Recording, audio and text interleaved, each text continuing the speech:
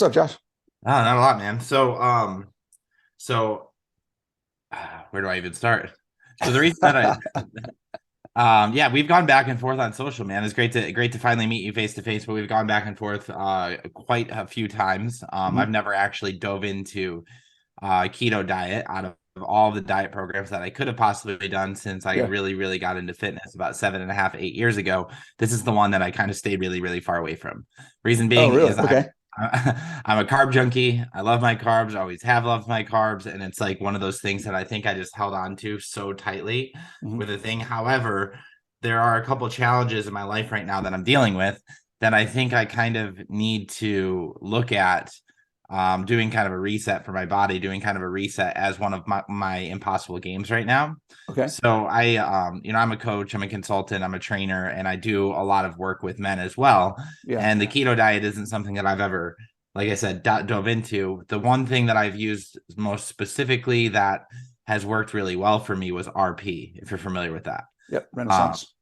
what's that? Renaissance nutrition. Yeah, that Renaissance periodization. And then Yep. since I got into CrossFit, since I got into fitness and all that back in 2015 or something like that, Yeah. I had done several Whole30s and a few different programs. But the thing that I'm looking for right now, or like the problem that I'm really trying to solve, has less to do with um muscle retention and growth, even though that's certainly one of my goals. That's one of the reasons I've never wanted to not go away from carbs, Mhm. because one of the things in RP is like on the days that you work out, the days that you train, you get more carbs. It's really nice. Sure. It's a nice little reward that you get for working out, which is like really cool.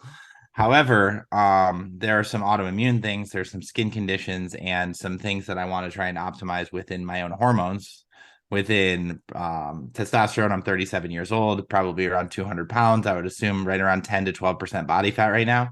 Okay. I'm getting a DEXA scan done this Wednesday to make sure that that number is accurate, but I know that the number itself isn't important. It's just the change on whatever device you're using to measure it. So it goes all over the place. Yeah. However, my goal is to be at about 210 pounds, 10% body fat. I have a really solid fitness routine that I follow right now. I kind of moved away from the CrossFit side of things because I realized in a lot of things people don't get stronger, people don't get better at CrossFit doing CrossFit. Yeah. Which is funny for somebody who is a CrossFit L1 trainer and coach to say. Um, so I do about 3 days, 3 to 4 days a week right now of strength training, weightlifting, things like that. And then I do hot cold therapy. And then I do a long cardio once a week, and then try and do like one high intensity interval training a week, and then Okay. one kind of long yoga session a week. Cool. Okay. Okay. So the biggest challenge is I have back knee.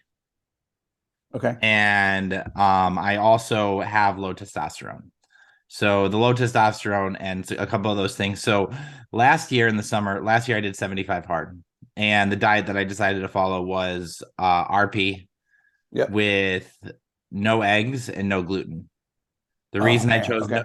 Yep. no eggs Okay. and no gluten is that I took a food sensitivity test from Everlywell, Sure. and it said my most reactive food was egg whites. Okay. My second most reactive food was egg yolks and gluten. So I'm like, Interesting. I'll cut those things out, and then I'll follow RP and I'll follow all those things. So my assumption, my theory right now is simple. My theory is that, and the reason I've been looking into keto now, Hmm. my theory is that eating so many carbs, drinking Red Bull, doing all of these things has created my gut microbiome to be in a place where I'm actually creating an autoimmune condition where it's attacking those things where otherwise it wouldn't be. Meaning that now I've actually gotten myself into a place where I can't freaking eat eggs and I can't eat these things without my body reacting to them. So the solution that I've found is go through the 4 Hour Body, listen to Tim Ferriss's book, go through Tools of the Titans, start Yep. collecting information on what this could possibly be to do all these things. And I'm like, wait a second, there's this guy on Facebook that has always been telling me not to eat carbs for years, and I've been saying I love my carbs, and I should touch base with him because I think that he might have some good things to say. Yeah. Okay. Um, So you're a coach, you're in the space, you understand all how this whole process works. And Yeah. I feel like you wouldn't be contacting me if you didn't already have a good connection with your why. Normally we get into the why. What are you looking for? How are you, how are you connected to this, all that kind of stuff. But I think you already have an understanding of that. And we're talking more just the specifics of how does this work and what can I do to make it happen? Yeah, exactly. It's like, Okay. what is the minimum effective dose? And like I one of the love that biggest you said questions. that. What's that? I love that you said that. That's awesome.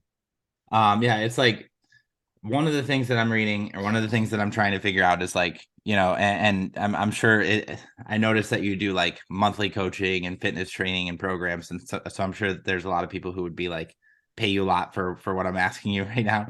So, one of the things is like, do you do a 3 or 4 day fast when you first get into it to supercharge your body into ketosis and then maintain that for a little while? Like yeah, I'm following a lot into the how.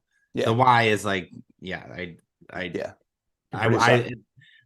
do the same thing going into the why to really try and connect something, because one of the biggest challenges we run into as coaches is people love to talk to us about stuff and then never do it. Yeah, absolutely. Absolutely. Okay. So, all right. You've done a lot of good research already, right? Yeah. The autoimmune, low testosterone, those are all things that can be affected by inflammation. We can talk as we go, like, what are you actually eating now? How much are you getting? All that kind of stuff. But the general idea, I think you're right. The benefit of a ketogenic diet is more about, in many ways, it's more about what you're taking out than it is what you're putting in, right? So removing all the crap. The idea of carbs isn't just that carbs are bad, because inherently carbs are not bad. And this is something that a lot of people don't understand. We just don't need them. So they can be used, and they do have a place in helping people maintain a sustainable diet. They taste good. So, when we say all plants are bad, okay, well, yes, all carbs are plant-based. Does that mean all plants are bad? No. You want to eat some Brussels sprouts, have some freaking Brussels sprouts. Nobody got fat eating asparagus. You know what I mean? Right. Like it's not the vegetables per se that are the problem. They can be for some people. Some people are super sensitive to all the anti-nutrients and other things that are in plants. But that usually, when we talk about specifically obesity and things like that, it's usually not the plants necessarily. It's the carbs and the processed food and the seed oils and all the other stuff. For you, when we talk about autoimmune, what we want to do is we want to find that minimum effective dose. What we got to talk about, though, is, do we want to start on the extreme end and then work our way back? Or do we want to take a lot longer in the steps in that process and slowly cut one thing out at a time and see what makes a difference? Right. So what is kind of your mentality? Do I want to slow roll this and say, okay, here's what I'm eating now. Let's take this out and see if anything changes.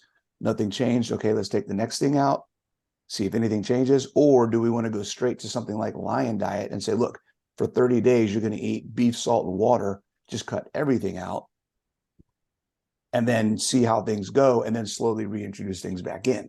So there's kind of two different directions we could take. It depends on kind of where your mind is at. And are you okay with doing something drastic, or do you want to slow roll into something? Yeah, so my mentality in my life has always been dive right in, jump in, do something drastic. Now, going straight for Lion Diet, I never heard of that one. My oldest brother does carnivore, though. He eats like 2 or 3 ribeyes a day, and that's the only thing that he eats. I'm like, this is insane. So I had never heard of the you completely cut out veggies side of things as well. But I'd say I'm on the extreme end, where I was literally ready to jump in and do a 3-day fast right now and walk 4 hours today, and then try and take some ketones and get myself and jumpstart myself into ketosis, and then spend 30 days without eating any carbs. So my intention was to dive in and just do no carbs for 30 days. Okay. And see what happens. Okay. So you were just going to jump right in. Okay. A couple of things to remember there. Diving right in is going to be a shock to your system. So there's a couple of things that we want to talk about on how to manage that. Then also understanding that the whole idea of the ketogenic diet, the carnivore diet, the Lion Diet, whatever, is not about ketosis. Okay. Ketosis is not the goal. This is a struggle that I have in this space, because most people in this space use the word ketosis incorrectly. Okay. Ketosis does not equal fat adaptation. Ketogenic equals fat adaptation. That the diet itself is the diet of fat adaptation. That's what being ketogenic means. Ketosis, the definition of ketosis is you have excess ketones in your blood above normal. So when you're reading a 3.5, a 5.0 of ketones when you do a ketone test, that's ketosis because that's above normal, right? That's not necessarily what we're shooting for. What we're shooting for is our body to be utilizing ketones, which if our body's good at being ketogenic, our ketones will actually be low and we may not always be in ketosis. Because it's actually using them. It's So you actually can't measure using the it. extra ones, just like free testosterone. If it's free, Exactly. then Exactly. you're not using it. Right. It's like high blood sugar, right? It's just ketones are just another fuel. So if we have high blood sugar and that's bad, then why do we want high ketones? It's fuel that our body's not using. Do you recommend that people supplement with exogenic ketones? Nope. No. No. When you're first getting started, so there's not usually when you're first getting started, it can be helpful in that transition. So there is a time, maybe 4 to 8 weeks, where taking them can help in the transition process. So so if you want to do that, then that's have a blast doing that. See how that works for you. But in general, when you're trying to just maintain a lifestyle, focusing on ketosis, doing ketone tests, worrying about that kind of stuff, complete waste of time. Okay. Yeah. The other piece is, what is your current electrolyte or sodium intake? Probably really high, I would assume. Okay, I eat a lot of chips. I really, really like chips. And then I also utilize I take a lot of supplements. So I don't know. Yeah. Is magnesium an electrolyte? Yep.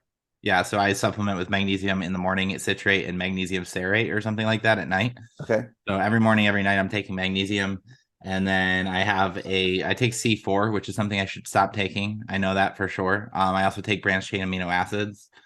So I'm gonna kind of transition from the C4 to something else, some BCAA drink thing that I have because I really like the sweetness of it. And I don't know, that was actually a question I had. Yeah. Is the artificial sweeteners that are in that gonna pop me out of this or ruin it for me? Well, it's not going to, you don't need to worry about it popping you out more, but if you're trying to heal your gut, then artificial sweeteners probably aren't a way to go.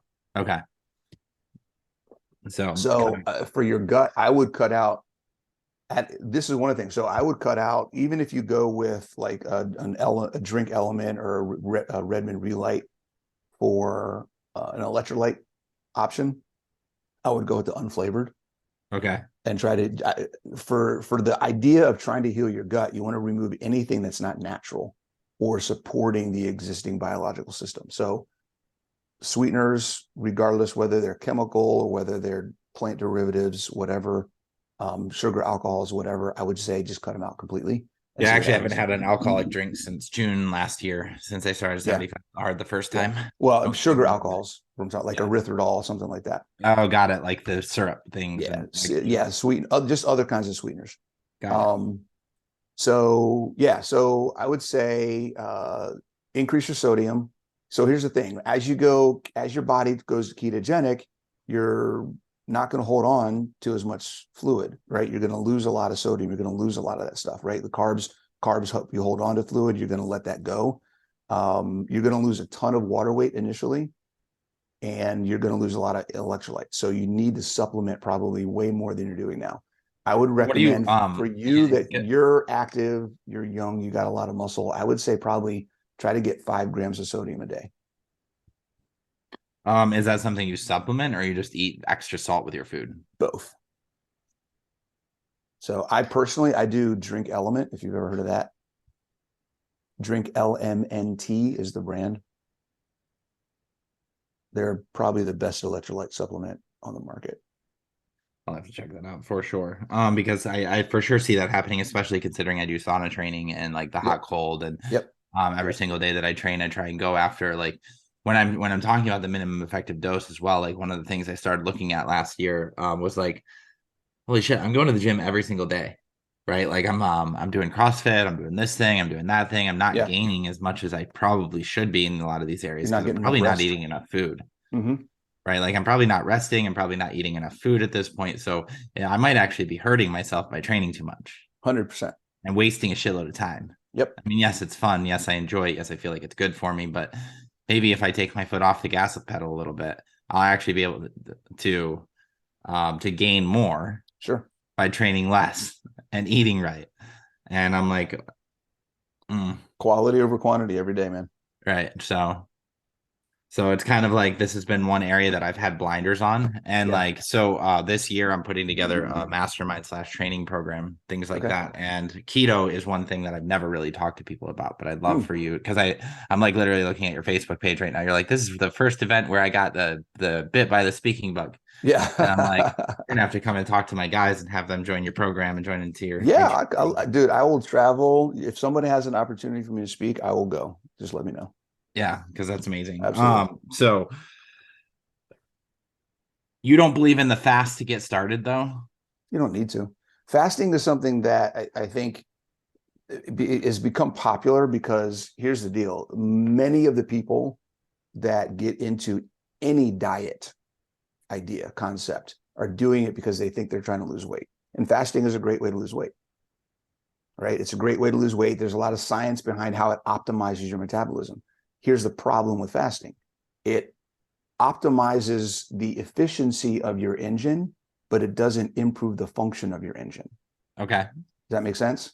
Right? It's like cleaning your fuel injectors and giving you better gas, but we haven't changed your oil. We haven't cleaned your gears. We haven't changed your transmission fluid. We haven't replaced any belts. Like there's a whole bunch of other things that go into there. Yeah, we can get better performance by cleaning our fuel injectors, but that's one little piece about a whole big puzzle. Well, so like when I in that it just to kind of play off that Sure. analogy, if I were to say, yes, you're totally right, but I wanted to clean the fuel injectors prior to optimizing everything else, for like a Yeah. day or two. Now, for me, when you're like, I don't know how difficult it would be for you to dive right in, or you're going to run into some challenges or some Mm-hmm. issues with these kinds of things. Mm-hmm. The way that I play games with in my own personal life, and the way that I'm like able to like last year now, obviously, this didn't actually work 3 times, but I quit smoking like that 3 times, Yeah. or Mm-hmm. vaping within a day or two, because it's Mm-hmm. just like mind over matter. You just get through it. You just get over it. It sucks for a little while, and that's just the way that it is. Yeah. And you just understand that that's the way that it works. But when I look at it, I'm like, I don't view a 2-day fast as being like something that would be absolutely terrible for me Well, to do. so I just like here's it's like yeah, just here's the is what it is. equation. Here's the equation. I can stop eating for 2 days Yeah, and my body's going to transition to no carbs and start burning fat. yeah, Okay. I can stop eating everything but the most nutrient dense food possible, stop eating carbs, transition to burning fat, get the nutrition, not lose or not worry about maintaining any hormones or lean mass, right? So it's the same thing. so The the deal difference is is like you're not when I you're eat not meat, depriving your body of nutrition while you're when doing I it. when I eat meat and fat, right? It makes no difference because really a fast is just fasting off carbs anyway. Is that what you're saying? The idea behind the fast is just getting rid of carbs. So if you're just going to get rid of carbs, you're going to clean whole foods that's meat based and animal protein and animal fat. There's no difference, and you're not And then depriving yourself of anything. are you still saying no vegetables as well? Like you don't eat vegetables? I don't. I mean, I haven't eaten a vegetable in 5 years. It's just meat. Mm-hmm. That's insane. Meat, butter, Now, and eggs. considering I think that eggs are something that's causing my gut to have a challenge, is that something I can add right back in right away if I'm cleaning up my gut, or is that something Yeah, that I would say see how things go. Like get into a routine of doing it, and then maybe 30 to 90 days out, depending on how you feel you're doing, throw some back in. Make sure, like, if you're going to introduce the eggs, do like one egg. Make sure the egg white's all the way cooked, right? And then see how yeah, that goes. because that's a You challenge. can Like I play feel around like with introducing things as you go. Yeah. I feel like eggs become such a crutch, not crutch, but they're like a staple for anybody who eats like this. So Oh, dude, to be able to eat, I do 8 to 18 eggs a day, man. I love it. I know, and that's the It's crazy awesome. part. It's like I used to correlate training and fitness and all those kinds of things with the challenges that I would have, but I realized that every time I would start really training, or every time I would start really going to the gym and Mm-hmm. doing things, I would start eating 4 or 5 egg whites plus 2 or 3 actual eggs every single morning. Yeah. And I'm like, well, that probably makes sense as to why I'm starting to break out and have Right. challenges if that's the Did thing. you do the egg whites raw or did you cook them? I cook them. Okay. Yeah, I would get this like big box of like the Costco ones. Yep. Yep. You probably know what I'm talking about Oh because yeah. it's Pouring. the most effective on a cost side. Yeah. To So get yeah, and them. you don't have to do eggs. So like right now, I'm doing a 40-day lion diet, which is literally just beef, salt, and water. So I do about 2 pounds of beef a day with salt and water, and that's all I'm doing. So you could go that route too if you wanted What day are you on for that? to. Day 7. It's the end of the first week. And you just all you eat is beef. Yep. Just grass fed ground beef every single I don't day. care. Just whatever we get. Whatever we got. So we get some stuff from Butcher Box. We get some stuff from the store. It's just whatever whatever we afford. And do you Sometimes it's cook it ground. differently? Sometimes it's ground beef. We just put we had some brisket in the crock pot the other day. It's just whatever we can get. So brisket's obviously not ground beef, but you're just eating beef every day. Yep. This seems crazy to me. It's fantastic. I feel great. I was actually looking, it's not, I'm doing it more because my girlfriend's doing it and I'm just doing it to support her. So things, I used to do any kind of meat, seafood, butter, eggs. So for me, and coffee. So for me, I'm cutting the 40 days that we're doing it. I'm cutting out coffee. I'm cutting out butter. I'm cutting out eggs. I'm cutting out protein powder. I used to do beef protein powder. So those are the things I'm cutting out for the next 40 days. And it's not fun.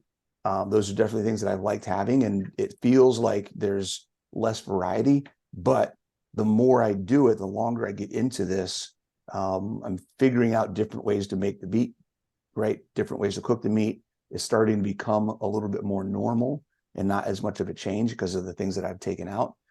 And for me particularly, I am noticing some body composition changes. So I mean, I hover between 10 and 11%. And I haven't gotten on a scale yet this week, but I'm pretty sure if I got on there now, I'd be on the low end of 10 or the high end of 9. Like, Yeah. definitely dropping. I can see visually there's some changes. So after 40 days, it's going to be I'm going to be a little scared at what I look like. It's going to be kind of cool. That's crazy, especially Yeah. as somebody who's like into fitness and a coach and things like that, to actually Yeah. see something that's like, oh shit, I can notice changes in my body right now. Yeah. Like, you look lean, is like it's insane. So I mean, that's actually why I'm trying to get the DEXA scan before and after, and kind Yeah. of get one in the middle as well, because For I'm sure. probably do this as a 60 to 90-day challenge for myself. Yeah. And just remember And that part of the transition too. If you're going to go cold turkey and you're just going to go overnight, which is what I did, by the way. So when I decided to do it, that's exactly what I did. I just stopped everything I was doing and said, okay, starting May 1st, 2018, I'm just eating meat from now on. And I haven't gone back since. So I get where you're at. Your workouts are going to suck for probably 2 to 3, maybe 4 months. Okay. There's going to be a transition because your body is used to having exogenous carbs for fuel and replenishing based off of that. So there's a whole process of your body replenishing carbs in your recovery time. There's a whole process of your body using the fat on your body and the fat that you're eating to turn it into glycogen for fuel. So there's a whole process there that your body's not good at doing because you've been supplementing with exogenous carbs. It hasn't had to do it. So that adaptation time, there's basically 3 levels of adaptation. There's the being fat adapted, which is just your body gets better at burning fat for fuel. Then there's the keto adapted, which is where your body gets good at creating ketones for fuel. And then there's what I call, which a lot of people don't talk about, I call the third, which is being keto optimized, which is where gluconeogenesis actually utilizes the byproducts of ketogenesis to generate glucogen or glycogen to replenish your glycogen stores and provide glycogen for fuel. that's So fascinating. there's 3 levels. And the third level, when your body starts producing its own glycogen, that's when shit just takes off. See, that's where I'm trying to get to. Yeah. And like, And I actually think that can I think that take up to 3 months. I think my skin could clear up with this kind of thing in like 2 weeks, probably. Yeah, very, very likely. So for me, my issues were mostly IBS and urgent bowels and things like that. So I was probably resolved of all those issues within the first month. Yeah. I didn't really notice it until a few months later because I built my life and my routine, and just everything about my life was based on where was the bathroom, where was I going, all of that stuff. And it was just so ingrained in how I lived every day. It was like 3 months before I realized, wait, I haven't had an urgent bowel movement in forever. Oh, that's You know, insane. like, wait, what? Yeah, maybe I can start rethinking this whole thing. And it just, and then I haven't, I'm at a point now where it's almost 5 years later, and I don't freak out and get anxious when I have the feeling like I have to go. I can actually be like in a car in the middle of nowhere and be like, oh crap, I think I gotta take a dump, and be like, all right, I'll just wait till the next gas station. Before, if I had that feeling, it was like, all right, I need to find some place that's got somewhere on the side of the road, and I've got a roll of toilet paper in my trunk if I need it, because I'll go on the side of the road if I have to. Like, it's a whole different lifestyle.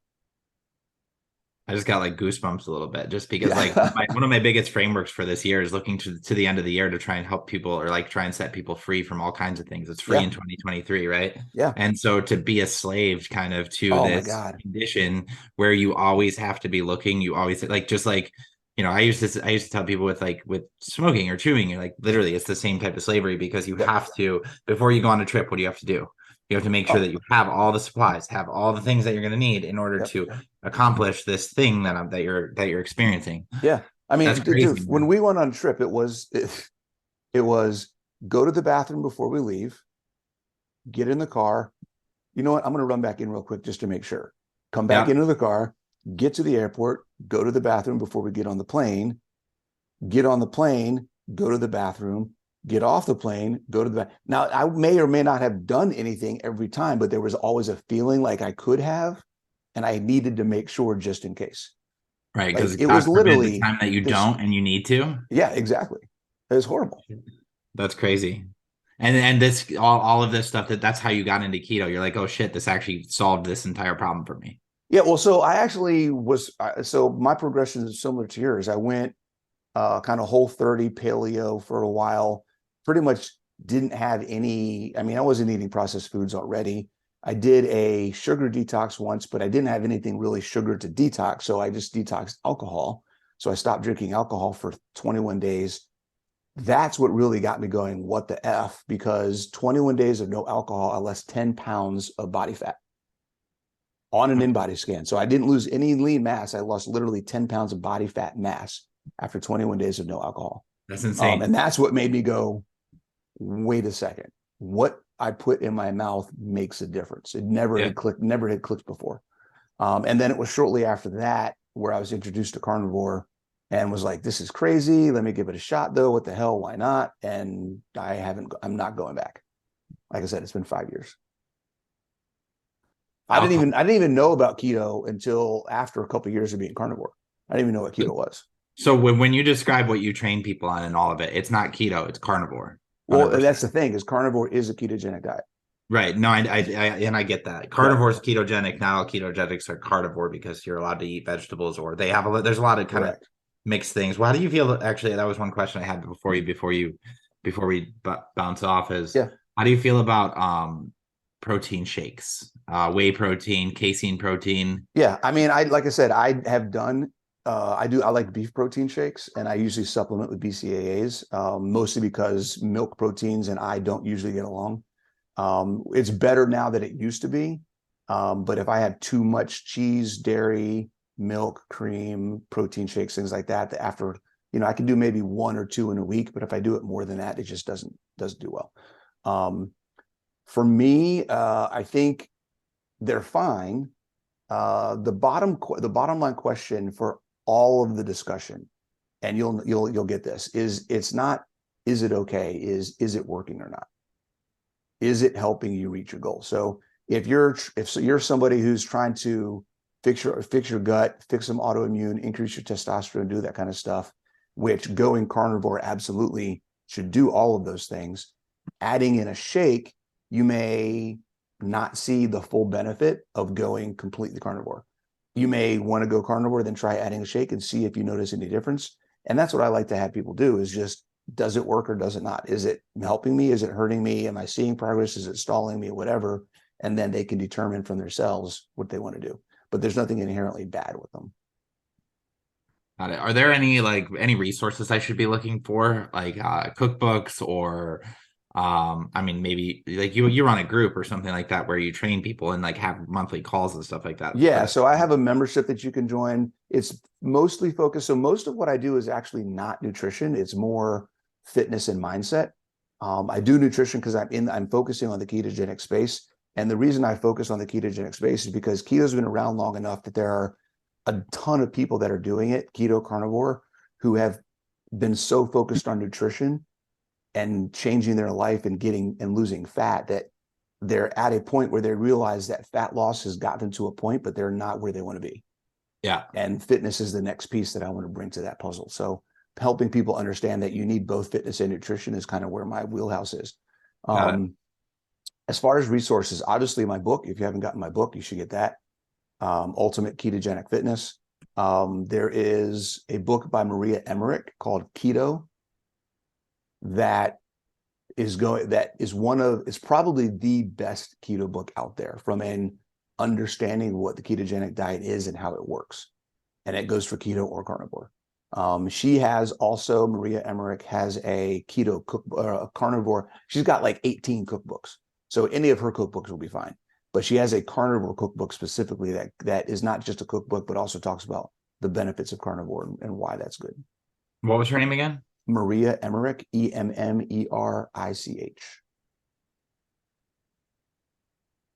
I grab your book for sure. I did. Yeah. I have not bought your book yet. I'll check it out. Oh no. Oh no, you haven't got my book yet. I get the fitness stuff as well though. Yeah. I totally agree with you too, man. It's like, well, it's weird because in CrossFit, I feel like we get the opposite. Well, and that's where You I get the- started, yeah, right? I started thinking it was all work and I worked my ass off and I owned a gym and I ran a gym and I was like the super CrossFit guy. And then 3 years into owning a CrossFit gym, we had a pool party at one of my members' houses.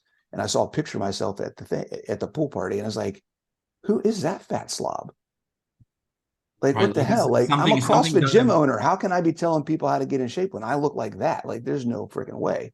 like something doesn't compute. There's all these people that are working out and doing all these crazy workouts every single day, and they're all fluffy. Yeah, I exactly. don't get this. I don't understand it. What's going on here? And it's Yep. like that's why I even said you don't get better at doing CrossFit because like nobody's doing strength training, nobody's building your upper body or doing any of those things. When I started looking at it, I'm like, dude, I've been doing CrossFit for 6 years, Yeah.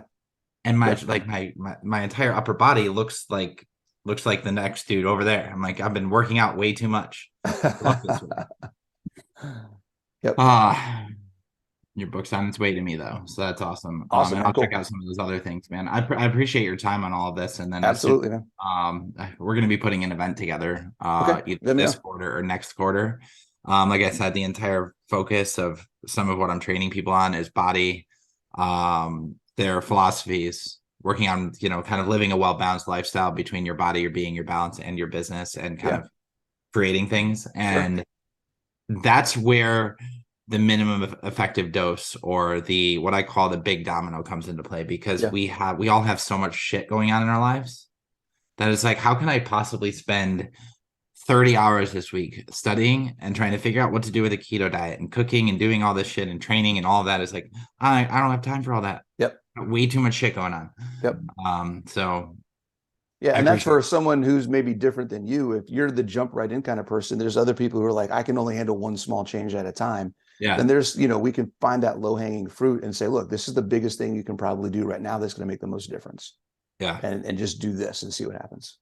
Yeah, I mean, obviously, it would be probably cutting out carbs. Like if I were to do that, Right. it would be cutting out carbs specifically. But I've done a lot of that. I've done a lot of that testing over the years already. Yeah. Just with the 75 hard and saying, I'm going to cut out eggs, I'm going to cut out glutens, I'm going to cut these things out. But at the end of the day, I feel like there were still things I was ingesting into my body, whether it was chips or whether it was Sure. other types of carbs that were still causing. Honestly, I think for most people, the biggest thing, and this is not talked about enough, it's not even the carbs, it's the seed oils. Interesting. So the problem with carbs, with processed carbs specifically, is that 90% of them are cooked or made with canola oil, rapeseed oil, soy, and who knows whatever. I mean, there's 18, 20 different industrial seed oils. So those things are highly, highly toxic and carcinogenic and inflammatory, and they wreak havoc in the body. If you were to And I look would more Monday, rather talking about like omega-6s. say again, yeah. Yeah, omega-6. Yeah, well, it's not just omega-6, but it's the fact that they're rancid, they're overcooked, and just they're in general, they're not made for human ingestion. Right. So all of those things, if you just cut out processed foods and seed oils, whether it's carbs or not, right, then that's going to be a huge change. Just make the change to I'm only going to eat food that doesn't have a package, right? That'd be the first change because Right. that Go cuts for the out a ton 30. of processed carbs, but most importantly, it cuts out all the seed oils. Interesting.